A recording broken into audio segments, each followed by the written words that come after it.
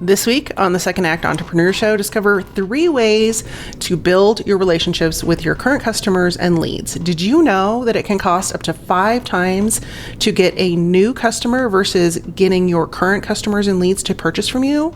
5 times. That was an incredible statistic. Learn that and a lot of other statistics that are going to blow your mind when it comes to building relationships with your current clients and also the people who have joined your ecosphere, are current leads, but haven't bought yet. Without further ado, let's dive into this week's show. Hey there, I'm Elisa Connor, ex-corporate marketer turned entrepreneur. And along the way, I made all the mistakes just so you don't have to. Chances are you have a pretty full career. You've got experience, expertise, and probably a whole lot of education. The problem is people can't find you. This is why each week on the Second Act Entrepreneur Show, we feature expert education, marketing insights, and mindset shifts that are going to help you create a profitable business so you can secure your legacy, ensuring that you thrive not only in your first career, but also your second act. Welcome to the Second Act Entrepreneur Show. Email marketing is the best way to captivate and enthrall your audience, as well as build trust with them. Yet, I've heard from so many people, it's so hard to write emails. Well, I'm here to tell you there are some fun and exciting things on the horizon that are going to help you do just that. But to get you started, I've created a brand new guide that helps you create that first sequence. It's your welcome sequence, which basically is a hi, great to meet you, so good to know you, here's a few things that might help you out kind of sequence. Yet people struggle with writing. I get it. It can be like banging your head on the wall or staring at a blank screen and going, I have nothing to say. And that stinks. So I've made it easy for you. You can get access to this guide for free over at elisaconnor.com/email guide, all one word. And you can grab your copy today. So if you're struggling with writing that welcome series and you don't know what to say in those first few emails to build rapport and trust with your audience, you're going to want to go grab this guide. It was created with you in mind to make it easy for you to get this done in less than an hour. So go grab the guide today at elisaconnor.com/email guide. And I look forward to seeing you in my inbox. We're going to talk about ways to build relationships with your customers. And if you know me at all, you know I'm a stats girl and I like to give you guys statistics so that you know the basis of where this training is coming from. And so one of the biggest things is that it is so much more expensive for you to go out and get more leads than it is to nurture and build relationships, not only with your current customers, but with your current leads. The current lead cost is anywhere between $50 and $800, depending on industry, depending on tactic. And that's at a minimum. So it can be 5 times more expensive to get a new lead than it is to nurture a current customer or lead that you already have and get them to purchase more. And so not to dive too deeply into customer lifetime value, but that is something that is really important for you to calculate for your business. So if you don't know how to do that, leave me a comment below and I'll create an upcoming video about how to calculate that for your business in an upcoming training. But before we go too crazy, I also wanted to let you guys fill you in on another stat that I had, which is it's 50 to 70% more likely and easier for you to convert an existing customer into an additional purchase. And so there's a lot of value in nurturing those current relationships. And it's actually a gold mine for your business if you actually pay attention to those leads and those customers and continue to serve them. But sometimes we get a little overwhelmed and we like to shove our solutions down their throat, and that's not necessarily what people want. And so I wanted to give you some really actionable, valuable information that is going to help you build rapport with those people so that they do move forward and want to continue to do business with you or to start to do business with you. And these are things that you can apply to either of those situations. So whether it's a new lead, of course, that's going to take a little bit more trust building. So you need to keep that in mind. But you can also apply these tactics to your current customer base. So the first one, it is going to seem so simple, but sometimes simple is not easy. And that is to actively listen to the people that are in your world. And so if that's a new lead, you may have heard me use this statistic before, that 97% of people that come into your world are not ready to buy. Yet we will spend all of our effort and marketing, messaging, and marketing dollars to go after that 3%. And then only 10 to 15% of the 3% are going to buy. So that ends up being 1 to 1.5 people. And so, if my math is right, I'm not a mathematician. But here's this other 97%. So if we just had 97, we had 100 people total, the opportunity to convert this 97% is so much higher. Yet everybody ignores them. It's like, oh, they didn't buy. Moving on. I'm going to go get some more leads. And lead generation is the number one concern for most businesses.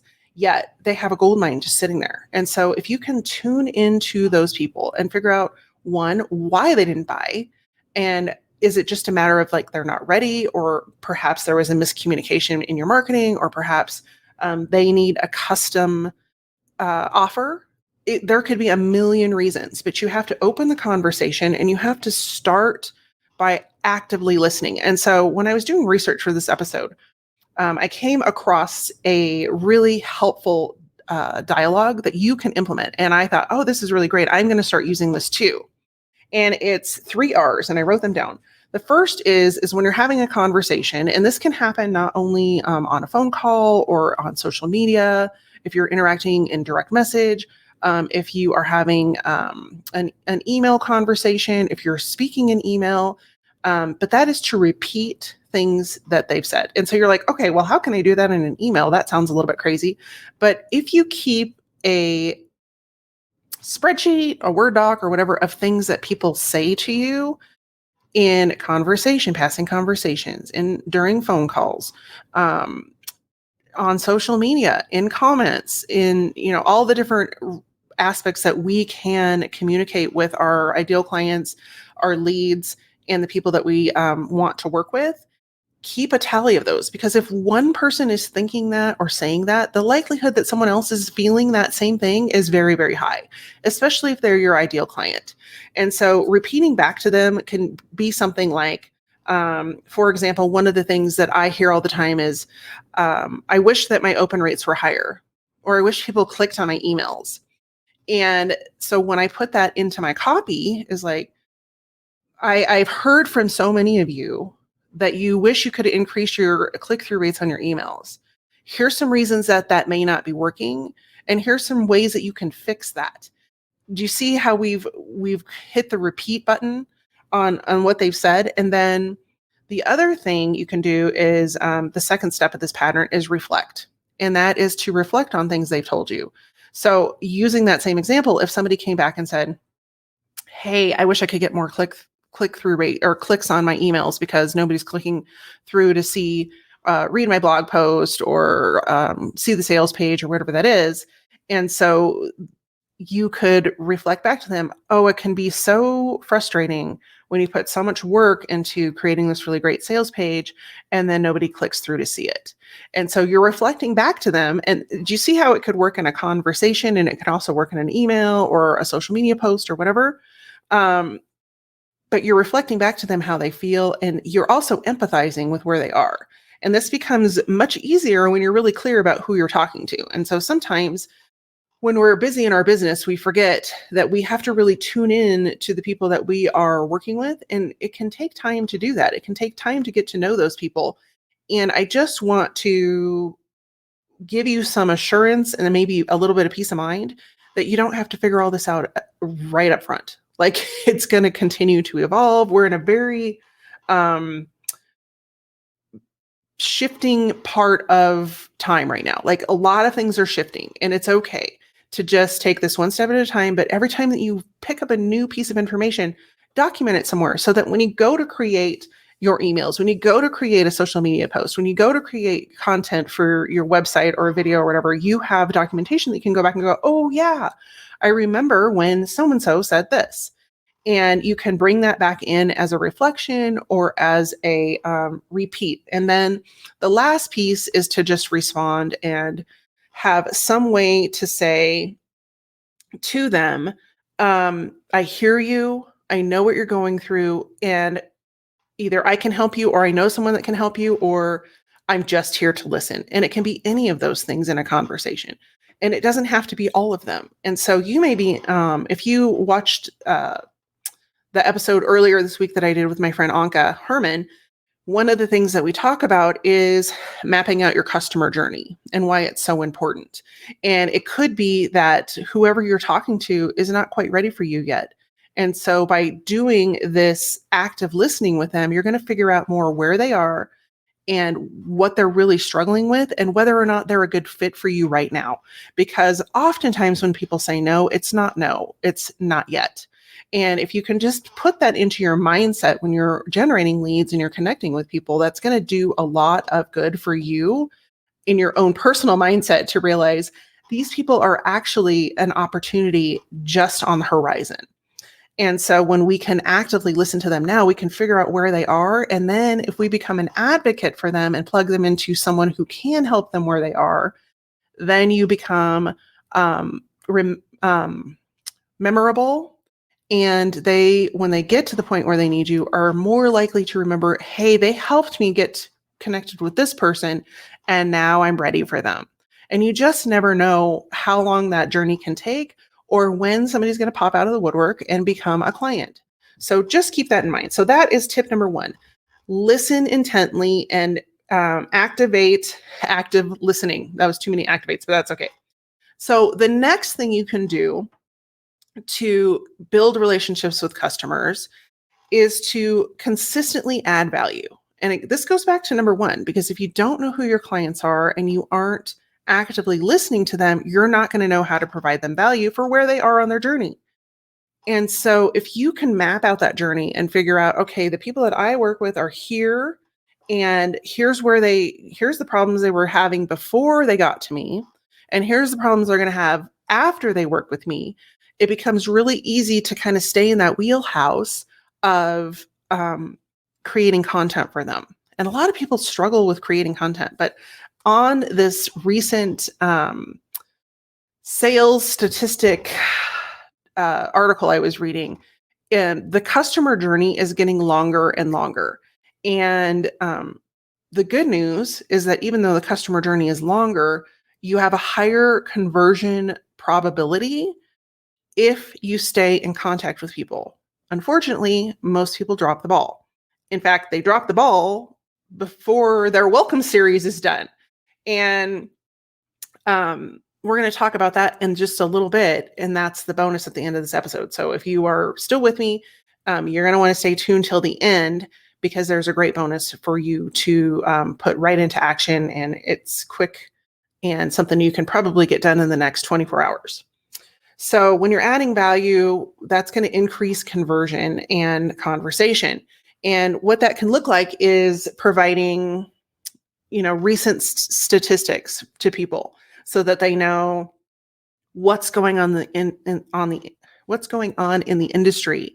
And so I have a client who does career coaching, and one of the things that she is really good at is tapping into current work dynamics when it comes to employees and how to build not only loyalty for a brand and for the company, but also how to retain employees by doing certain things. And so she's really into current language that's being used in the workplace and tapping into kind of those almost made up words, but the people in her audience relate to those. And so one of them, you very, very familiar now, but is quiet quitting. She was talking about quiet quitting months ago before it became a buzzword. There was another one about being like friend colleagues, and it was like a mixture of the two words. But there's these things that she comes up with to talk about that are very relevant to her audience. And so when she can break those down and then ask who's experiencing those things, she gets a lot of replies because it's so tapped into her audience. And so she's continuing to add value not only to the people that would be hiring people, but also people that are searching for careers. And so she's got the best of both worlds happening, but those are very different conversations. And so when you're adding value, one of the things to keep in mind, again, is that customer journey. Like, where are your customers right now? How are they going along their path, and at what point do they need you? But then also, What are they struggling with? What can you help them with where they are right now so that they can get to the point where they're either working with you or you can refer them to someone else. And a lot of people won't do that. They just want to put random information out there that isn't helpful, that can't be put into action. So adding value in a blog post, a video, and you'll see this becoming very, very relevant in short-term video. So YouTube shorts, like for those of you that don't know, I'm a big time crafter. One of the things I do is make cards. And you'll see in that industry specifically, the card maker videos are getting shorter and shorter because people are just like, no, I don't want to listen to you yammering. I want to know how to make this card so I can get it done and move on, because everyone has a limited amount of time. And so and the same would be for cooking channels. Like they want to know how to get through the recipe. And I've seen so many comments from people that are like, I don't need 5 pages of your story about how you created this recipe. I just need the recipe. And so what's interesting about content is that there is so much available that if they're not getting what they need from your content, they're not getting value, they're going to go find someone else. And so you want to make sure it's relevant. It is gets to the point, and it also is helpful and gets them to the next result that they're wanting to achieve. And so by adding value in a conversation to them on a regular basis. So usually that's weekly, it could be twice a week, it could be whatever it works for your business, but continuing to add value and not just be pimping your next sale. And a lot of times that's what happens when people grow their business to a certain level, monetary level. They're like, oh, this worked. But then they don't realize every new level you get to brings you a new challenge. And so when you've reached the, double or triple 6 figures, you are playing in a whole different realm than you were trying to get to 6 figures the first time around. And so what you did then isn't going to work now. And so when you're creating that content, you have to think about, where is your audience and where are they showing up and what are they really struggling with right now? And how have you been delivering? Like, it's time to look in the mirror and say, okay, what have I been delivering that is of value and what isn't? And it's going to be really easy for you to determine that by the amount of engagement and interaction and questions and response and even sales that you get from that content you're creating. Because if you're getting none, the answer is you need to make a shift and change how things are going. And then the third tip is always meeting people where they are. And so we always look at our customers and our leads from the perspective of we know what they need, not what they want or need. And if you can have those two meet in the middle, that's where the magic happens. Because you pushing what you know they need onto them is only going to cause them to resist it more. And a lot of times people don't understand what they need, and we jump to the solution that we offer because we know that's what they need, but they're not there yet. And so, for example, a lot of times I'll be talking to people about email marketing. And they're like, I don't need email marketing. I need Facebook ads. And you're like, okay, well, tell me, a little bit more about why you need Facebook ads. Well, I need to generate leads. Okay, so we have this conversation. Okay, you're going to generate leads. Then what? And they're like, I don't know. I just need leads. And so the mentality around that is I need leads to make money, but there's no thought process in between there of, okay, I'm going to get my Facebook leads and they're just going to pay me. It doesn't work that way. And so there's got to be a thought out plan and strategy. And then, let's throw the big elephant in the room at them. Okay, so you have all these leads and then they don't pay you money. Now what? You've paid a lot of money into Facebook ads to generate these leads, and now none of them have bought. Now what's your backup plan? And most of the time they don't. And so that opens the door to the conversation about email marketing and some other tactics that we can try to stay in contact with those people to get them to move through the process. And a lot of times people spend all of their energy on lead generation and none on actually conversing with and creating conversation with the people that are already in their world. And so when we meet people where they are, and that could very often be that they are not ready for our solution. A lot of times, so one of my previous experiences, I worked for an organization that worked with people to create talks to give on stages. And a lot of times people would walk into the room and they would say, oh, I have this great experience I want to talk about and I want to get on a stage and people are going to pay me. And I was like, okay, wait, hold the presses. One, is this something that people, are asking for out in the world? Is it something that you can then, move people into a new direction so that you're not only getting paid from the stage? Is it related to something you're doing in business? And a lot of times people will jump into these opportunities, including, speaking on stages, writing a book, publishing a course, an online course, and all these different things, but they haven't done the steps prior to that to make sure that it aligns with everything else that they have going on. So oftentimes these people would come into the room and they would be excited about sharing, a personal journey on stage. And I was like, oh, that's great. This has been a really monumental thing that you've gone through. But, let's think about how your story is different, how it's going to relate to people, and what you can get them to do next. Because paid speaking opportunities are not endless. There's a lot of people that are vying for that opportunity to be on a stage. And the amount of money you can earn from the stage is limited. But the amount of money, for speaking on the stage, but the amount of money that you can earn by introducing them to your business, your brand, and the opportunity for you to move them forward is limitless. And so a lot of times we would have to have those conversations because they would come in and they're like, oh, I don't have a business. I don't know what I'm going to do with them next. And it was like, okay, so maybe you don't have a business, but you've got to have a plan, in effect, to move them from, hey, I'm speaking on the stage, to the next piece that you want them to enjoy. And a lot of times I would have the same thing with authors. When I've worked with authors, is they'll write a book because they have a message to share. And then I say, okay, what's your marketing plan? Oh, I'm going to put it on Amazon. That's awesome. You and 50 million other people, but how are you going to get people to buy your book? Oh, I'm going to have a book launch. Do you have an audience? Are you bringing people to your book launch? Oh, no, it's just my families and friends. And so that could be 50 people. I'm like, okay, well, we got to have a plan here. And so thinking through that and meeting people where they are is really important, because if they're writing a book and they haven't thought about generating an audience, then I know where to start with them if they're coming into my world.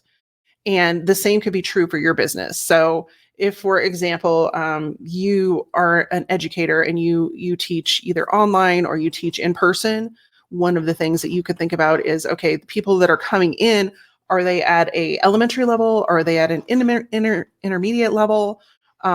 Or are they advanced, or do they hold a different position in the office? So, for example, one of my top clients teaches in veterinary offices, and she's got very specific people that she teaches very specific things. And because she's aware of where people are coming in to her funnel and what their needs are, she's able to cater that content to them. And so if it's a receptionist, they're going to have very different training than a veterinarian.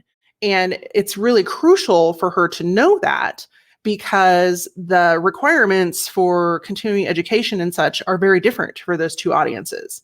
But being aware of where they are now and where they want to be at the end of the course, the end of working with you, the end of whatever that journey is that you're going on with them, is really, really important.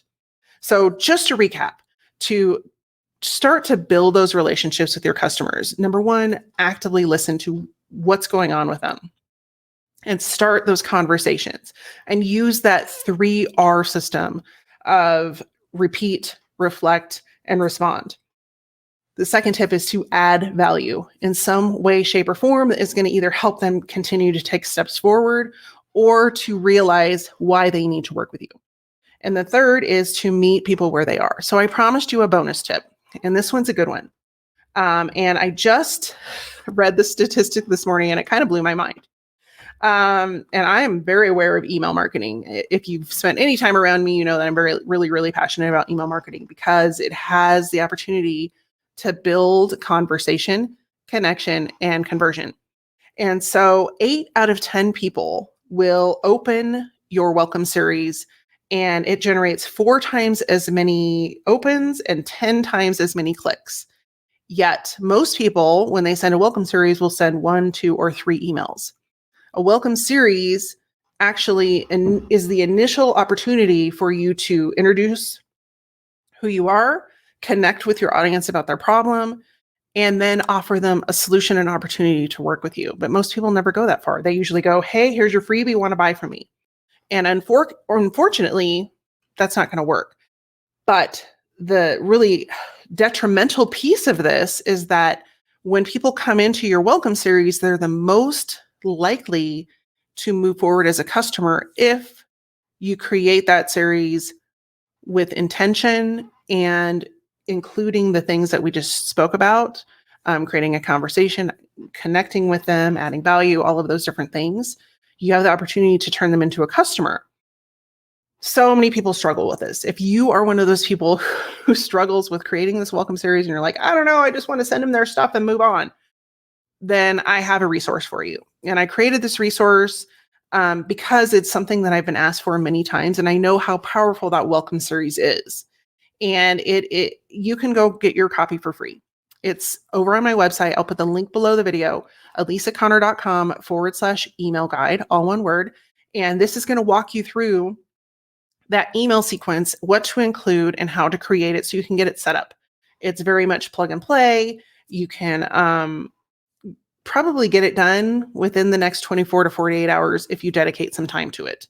It's not going to take you that long to get it done, but you got to dedicate some time to figure out how to plug in your business information, your value, and all those sorts of things. So if you are looking for a step-by-step process to walk you through setting up that very, very important welcome series, then you don't want to miss this guide. You can get your copy at elisaconnor.com/email guide. In the meantime, thanks for joining me today. I would love for you to put in the comments the number one takeaway you got from today's training. And if you found value in this episode, I'd love for you to share it with a friend. In the meantime, have a wonderful day. Take care, and I'll see you soon. Did you miss something during the podcast? Maybe forgot to take notes? No worries. We've taken all the notes for you.